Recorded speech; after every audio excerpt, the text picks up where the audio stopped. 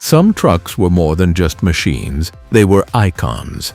Built tough, built smart, and built to last, until the day their production suddenly ended. These trucks had loyal fans, unmatched reliability, and designs that defined an era, yet they were pulled from the roads far too soon. Today we're counting down the 10 trucks that should have never been discontinued. Gone, but never forgotten. Number 1. International Transtar 2 1974-1981. Before the chrome, before the aerodynamics, there was raw steel, and that's what the International Transtar 2 was made of.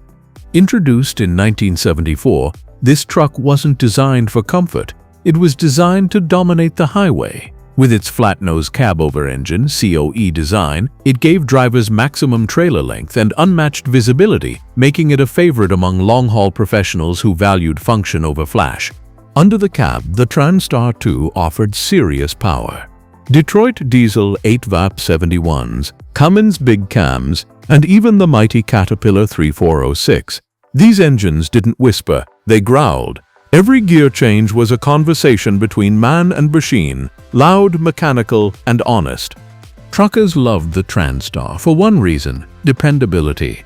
It was built with an all-steel cab, massive axles, and a drivetrain that could take punishment mile after mile. You could drive one coast to coast, day after day, and it wouldn't quit. Inside, it was Spartan. No luxury, no electronics, just metal and gauges. But that simplicity was its superpower. Mechanics loved it because it was easy to fix anywhere, from a highway shoulder in Montana to a dusty shop in Texas. When International ended production in 1981 to make room for more modern aerodynamic rigs, many drivers felt betrayed. The new trucks were quieter, smoother, but not tougher. The Transtar 2 was the last of an era when driver comfort meant the seat didn't collapse under you. Even now, the few surviving Transtar 2s turn heads at vintage truck shows. They represent a time when trucking was pure. When machines didn't pamper you, they proved you. The Transtar 2 wasn't discontinued because it was outdated. It was discontinued because the world changed. But to those who drove one, it was, and still is, the definition of reliability on 18 wheels. Number 2. White Road Commander 2, 1975. When you saw a White Road Commander 2 coming down the interstate, you knew it meant business. This wasn't a truck designed for style, it was designed to haul. Introduced in 1975 by the White Motor Company, the Road Commander 2 quickly became one of the most respected Class 8 rigs in America. It was built tough, with a massive aluminum cab and a frame so solid it could survive a small war. The truck's design was timeless: wide grille, square fenders, and a commanding stance that gave it the look of authority on the road. Under the hood, the Road Commander 2 offered Detroit diesel 8V92s, Cummins NTCs, and Caterpillar diesels, engines known for brute force and endless endurance. With horsepower ratings climbing past 400, this rig was made to pull mountains, not admire them. Drivers loved the truck's reliability and the comfort of its air ride cab, one of the first of its kind. It wasn't fancy, but it didn't need to be. It was practical, strong, and straightforward, the kind of truck you could trust with your livelihood. But by the late 80s, the White brand was gone, swallowed by corporate mergers and industry changes. Volvo eventually absorbed the line, and with that, the Road Commander name disappeared. Even today, you'll find these rigs still running. Their paint faded, but their hearts strong. For many, the Road Commander 2 was the perfect balance. Not too big, not too soft, just right for a working man's highway life. The Road Commander 2 shouldn't have been discontinued because it represented everything trucking used to stand for: grit, pride, and purpose. Number 3. Freightliner FLB cabover 9. The Freightliner FLB wasn't the loudest, flashiest, or most luxurious truck, but it was one of the smartest ever built. Released in 1987, the FLB was Freightliner's last great cabover, the end of an era where every inch of space mattered and every mile tested a driver's willpower. This truck was designed for tight spaces and long hauls, Fleet operators loved it because it could pull a full 53-foot trailer while staying under strict length laws, a must for urban deliveries and dock work. But it wasn't just compact, it was powerful. The FLB came with Detroit Diesel Series 60 engines, the heart of America's freight industry in the 90s. These engines were efficient, torquey, and capable of running 1,000,000 miles without breaking a sweat. The cab was surprisingly advanced for its time. Air suspension, sound insulation, and improved ergonomics made life on the road easier, but it still had that mechanical feel that truckers respected. It was the perfect bridge between old-school steel and modern engineering. So why did it vanish? By the early 2000s, cabovers were fading from American highways. Changing regulations and driver preferences for long-nosed conventionals sealed the FLB's fate. Freightliner pulled the plug in 2002, ending decades of cabover legacy in the US. But ask any veteran trucker, and they'll tell you the FLB was a masterpiece of practicality. Easy to service, easy to drive, built to last. It wasn't discontinued because it was obsolete. It was discontinued because the world forgot how good simple could be. Today, FLBs are collector's gems, symbols of efficiency, innovation, and durability. They stand as monuments to a time when trucking was about skill, not screens. The Freightliner FLB was the last of its kind, a cabover that worked as hard as the people who drove it, and it deserved to stay on the road forever. Number 4. GMC TopKick. When GMC introduced the TopKick in the 1980s, it filled a gap few trucks dared to enter, the space between a heavy-duty pickup and a semi-truck. And what a monster it was! The TopKick wasn't made for Sunday drives. It was made for serious work, hauling heavy equipment, pulling loads through construction sites, and tackling the toughest industrial jobs out there. It was the go-to rig for companies that needed a reliable beast that wouldn't quit halfway through a shift. Under the hood, the TopKick was pure power. It came with options like the Caterpillar 3116 and 3120W diesel engines. Engines known for their torque, endurance, and legendary reliability. Some variants even packed over 300 horsepower and torque numbers that made full-size pickups look like toys. Drivers loved it for its commanding height and bulletproof build. The TopKick wasn't just a tool, it was a partner. It had a no-nonsense design that screamed capability. The massive cab offered space and visibility that made long hours on the road feel manageable. When GMC discontinued it in 2009, it wasn't because of poor performance. It was a corporate decision, a victim of cost-cutting and restructuring. The TopKick didn't fail, business logic did. Even today, these trucks are still on job sites, pulling tow rigs, hauling trailers, and serving small towns as fire engines and utility trucks. They refuse to die because they were engineered not just to perform but to endure. The TopKick was a working man's dream, a medium-duty machine that blurred the line between pickup and big rig. It was power you could trust, torque you could feel, and a name you could respect. When GMC ended its run, the world lost more than a truck. It lost a symbol of industrial integrity, a machine that proved strength didn't need luxury to survive. The TopKick didn't just carry loads, it carried a legacy. Number 5. International Harvester Loadstar, 1962 to 1979. There are trucks that served industries, and then there are trucks that built them. The International Harvester Loadstar was one of those machines, a true multi-role hero that became the heartbeat of American transport during the 1960s and 70s. From the moment it rolled off the assembly line in 1962, the Loadstar was everywhere. It hauled grain in the Midwest. It carried lumber in the mountains. It served as fire engines, dump trucks, fuel tankers, and even school buses. It was as versatile as a Swiss Army knife on wheels. Power came from a range of engines, including International's own V8 gas engines and later diesel options.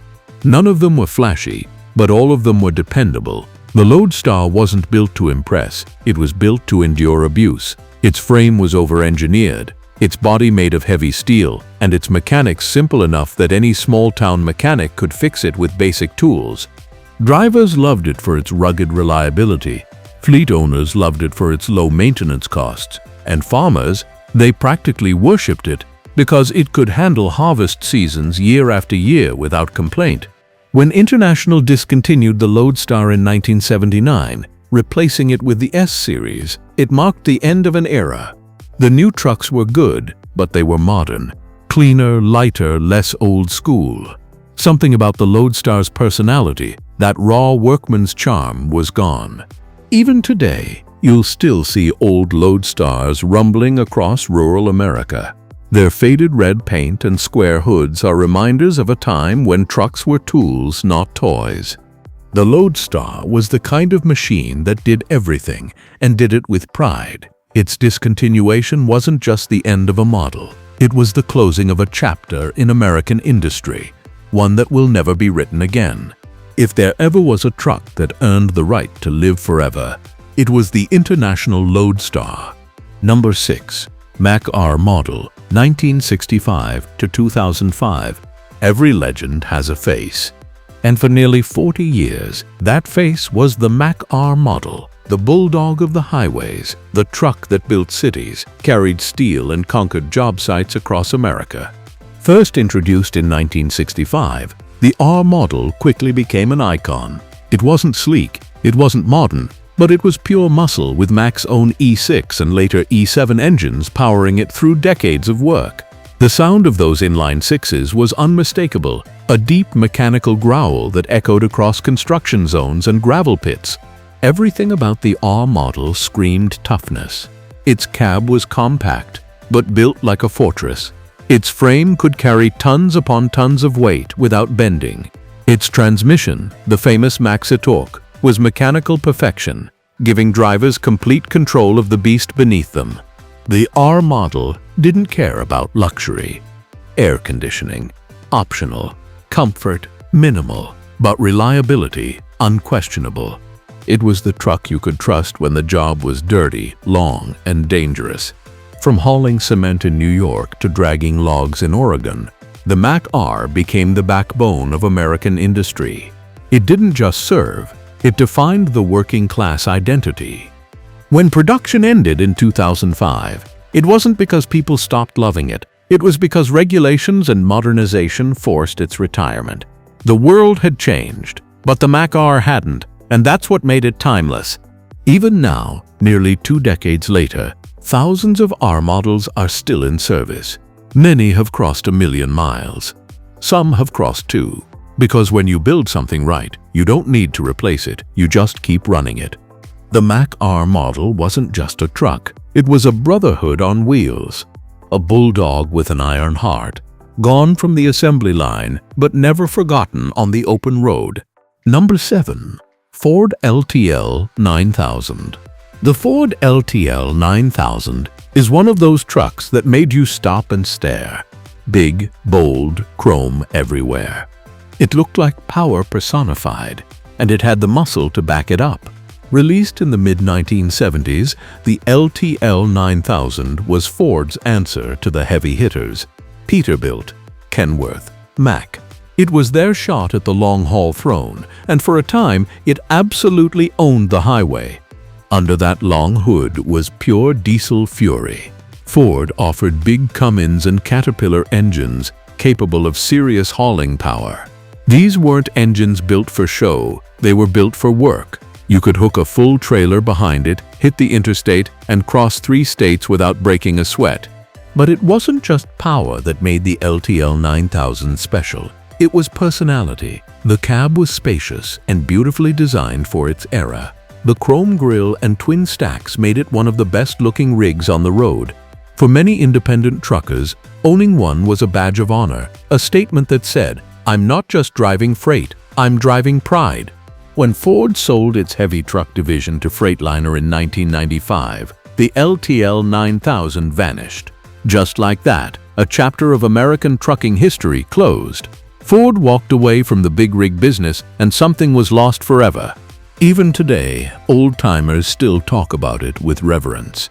Some call it the prettiest rig ever built. Others remember it for how smooth and confident it felt behind the wheel. The LTL 9000 deserved to evolve, to continue as Ford's flagship hauler. Instead, it was quietly buried under corporate deals. It wasn't discontinued because it was weak. It was discontinued because business forgot passion. And that's the tragedy of the LTL 9000. A king that didn't fall, but was simply never allowed to reign long enough. Number 8. Peterbilt 359, 1967 to 1987. If trucking had a face, it would be the Peterbilt 359. The long nose, the twin chrome stacks, the shining grille reflecting sunset on the highway. This truck wasn't just transportation, it was American identity on 18 wheels. Launched in 1967, the 359 defined what it meant to be a classic long-nose rig. It was the truck that independent haulers dreamed of, the truck that turned highways into catwalks for chrome and diesel power. It came with a variety of powerhouse engines, from Detroit diesels to Cummins big cams, and could pull anything from coast to coast. But more than specs, what people loved about the 359 was how it felt. Every gear shift was mechanical poetry, every mile a declaration of freedom. Truckers customized them endlessly. Polished tanks, stretched frames, lights across the cab. Each 359 was as unique as its driver. It wasn't just a truck, it was a canvas for individuality. When Peterbilt discontinued it in 1987 to introduce the 379, people were divided. The new truck was great, but the 359 had something no modern truck could replicate: soul. Even today, restored 359s steal the show at truck meets. The sound of those big engines, the gleam of polished steel, it's nostalgia in motion. For many, it represents the golden age of trucking, when men were free, roads were open, and machines were built from pride, not plastic. The 359 didn't just symbolize the American trucking dream, it defined it. It was beauty, brawn, and bravery, all rolled into one shining rig. And when it disappeared from production, so did a piece of the open road's heart. The Peterbilt 359, a legend that deserved immortality. Number 9. Kenworth W900A, 1961 to 1982. There are trucks that carry freight, and then there are trucks that carry legends. The Kenworth W900A wasn't just a piece of machinery, it was an attitude, a symbol of freedom that rolled down American highways like a steel thunderstorm. First introduced in the early 1960s, the W900A quickly became the trucker's dream rig. It had everything that mattered: a long hood, raw torque, and timeless style. Powered by engines like the Cummins Big Cam and Detroit Diesel 8V71, this rig wasn't built for speed, it was built for power. You didn't just drive a W900A, you commanded it. The truck's reputation was built not in showrooms but on highways, job sites, and truck stops from coast to coast. It became a symbol of independent truckers, men and women who worked hard, slept in their cabs, and found peace under endless stretches of neon-lit asphalt. What made the W900A truly legendary was its soul. You could hear it in the rumble of the diesel, feel it in the vibration of the floorboards, and see it in the gleam of the chrome as sunlight hit the grille. This was the truck that looked good dirty, hauling across deserts and snowfields with the same confidence.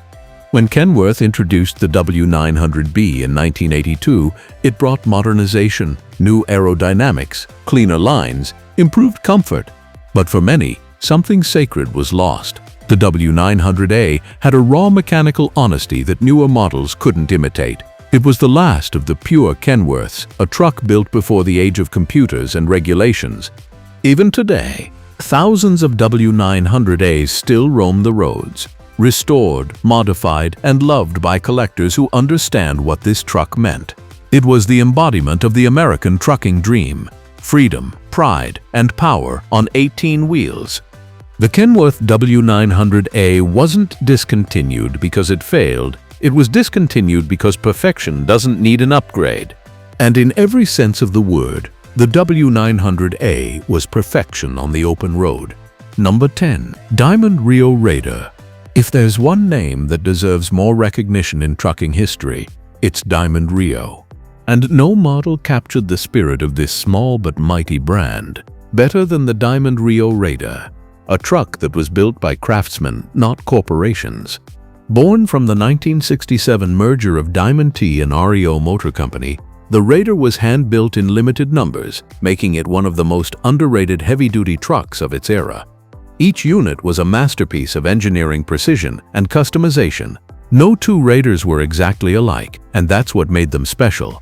Powering these beasts were engines like the Detroit Diesel 8V71 and Cummins NTC 400, raw, roaring power plants that made the Raider a serious contender against bigger brands like Kenworth and Peterbilt.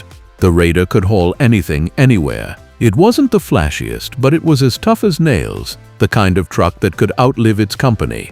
And that's exactly what it did.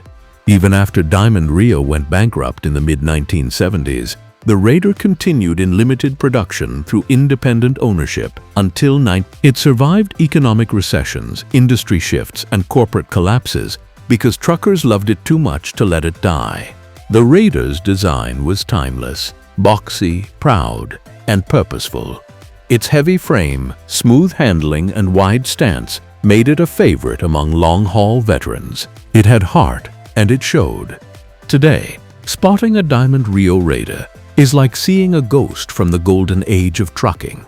When one of these beasts rolls by, chrome shining, stacks screaming, every true trucker stops to look. The Raider represented something deeper than transportation. It stood for craftsmanship, independence, and pride. In a world obsessed with mass production and profit, the Raider was a reminder of how trucks used to be built, one at a time, by people who cared. And that's why the Diamond Rio Raider should have never been discontinued, because legends like that aren't made anymore. They're born once and never replaced. These trucks left the factories years ago, but their legacy still rolls on in memories, collections, and on back roads around the world. Which one do you wish would make a comeback? Let me know in the comments below. If you love legendary trucks, forgotten classics, and the machines that made history, don't forget to like, share, and subscribe for more stories from the road. Thanks for watching, and remember, some legends deserve a second drive.